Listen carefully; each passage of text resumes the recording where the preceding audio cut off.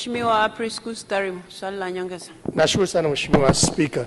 Kwa kuwa serikali imeshatoa fedha kwa ajili ya barabara mbili kutoka Clock Tower kuja YMCA, na kwa kuwa barabara ya Arusha nayo imeshafikia hatua utangazaji kwa ajili ya double road, je, ni lini serikali itarejesha fedha kwa ajili ya double road kutoka YMCA mpaka KCMC ambazo zilichukuliwa kwa ajili ya kutokana na mafuriko yaliyotokea, na hiyo ni ahadi ya Rais?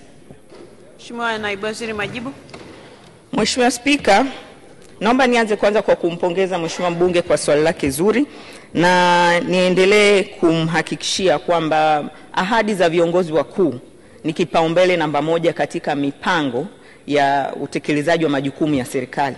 Naomba nimhakikishie kwamba serikali tutafuatilia kuhakikisha kwamba barabara hizi alizozitaja zinaweza kupatiwa fedha na zinaweza kujengwa ziwe katika hadhi nzuri ili ziweze kuwanufaisha wananchi wake.